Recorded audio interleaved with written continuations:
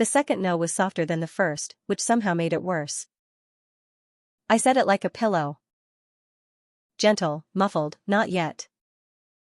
And still watched the light leave his face like a room where someone hit the switch. Ethan was kneeling on the uneven boards of the pier at Lake Crandall, the rain catching sunset like it had rehearsed. There were kids throwing bread at ducks and an old couple in matching windbreakers pretending not to look. His hand shook, just once, before he steadied it the way he steady-hands everything in his life. He's a planner. He never buys anything with one review. He never runs a yellow light. He used to joke that dating me was the most impulsive thing he'd ever done. Not yet, I said again, as if I could tuck the words around both of us and keep us warm without lighting the house. I love you. I just need to be more sure. He nodded like a man hearing a piece of bad news he already suspected. He closed the ring box carefully, stood up, kissed my forehead, and said, "Okay." The first time was at my apartment 6 months earlier. He'd booked my favorite private room at the little plant-filled place on Willow and hidden a ring in a mug with a joke printed inside. I found it when the coffee got low and laughed because I laugh when I panic. He had a whole speech, I could see it printed behind his eyes. I cut it off with phrases you use when you think you're being wise: want to do premarital counseling first. Want to hit some personal milestones. Want to make sure we're choosing with clear heads, not just because we're in a good season. He said okay then, too.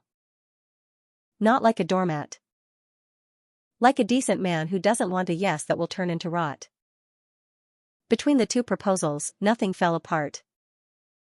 That's the part one keep turning over in my hands. He didn't cheat. I didn't find a red flag colony.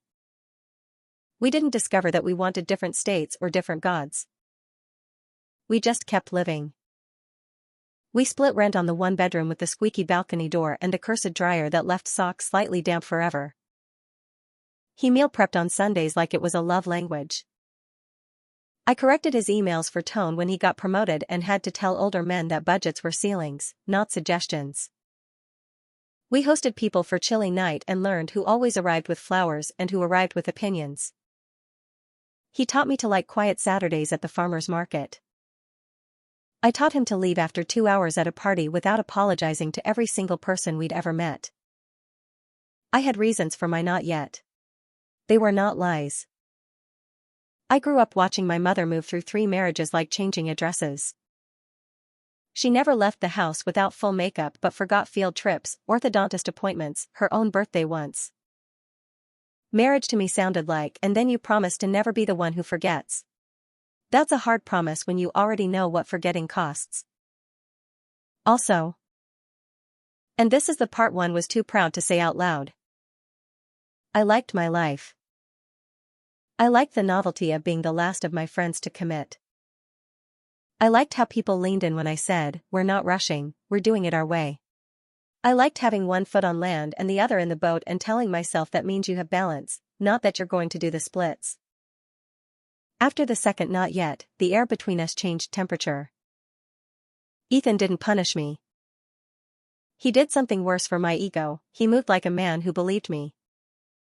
On the drive home, he talked about the ducks by the pier theory, which is such an Ethan thing to do that I almost laughed. You can feed ducks forever, he said, eyes on the road, hands at 10 and 2. They'll keep coming. But if you stop feeding them, they just go to the other side of the lake. It's not personal. They just get hungry over there. You think you're a duck? I asked, trying to make it cute.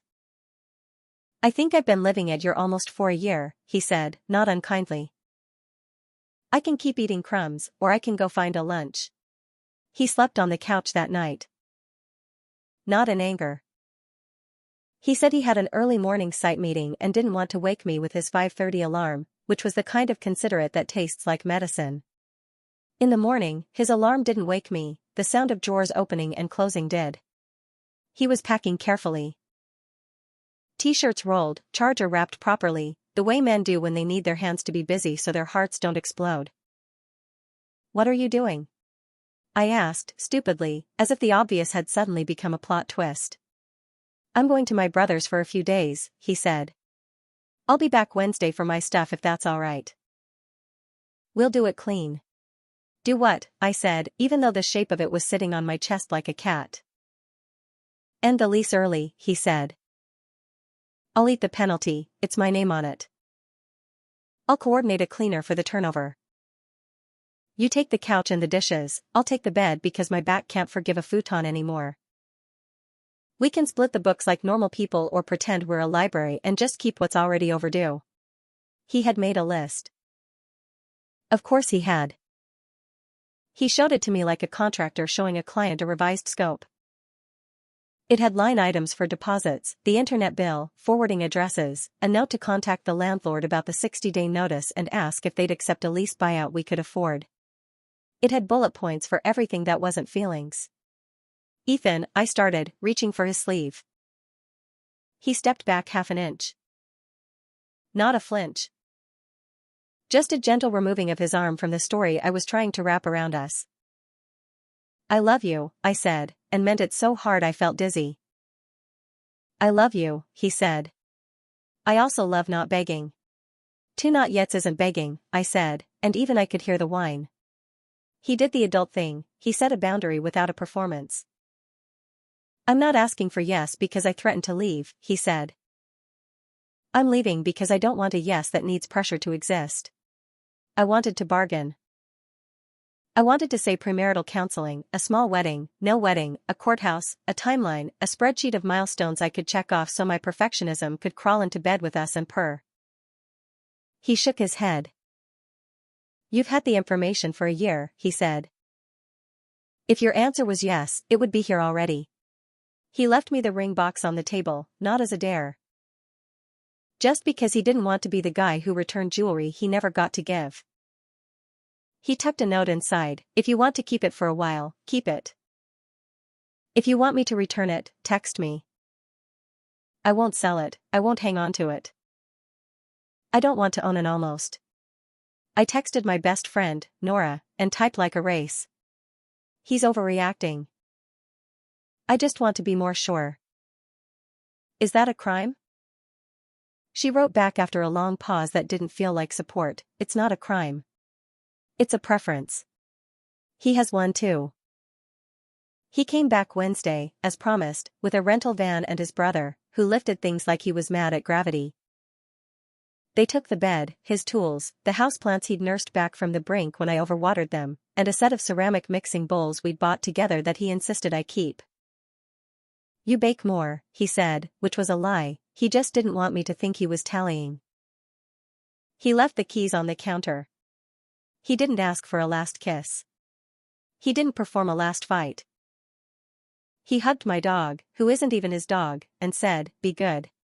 After they left, the apartment felt like a stage set after the actors go home. The ring box on the table looked like a prop no one knew how to use.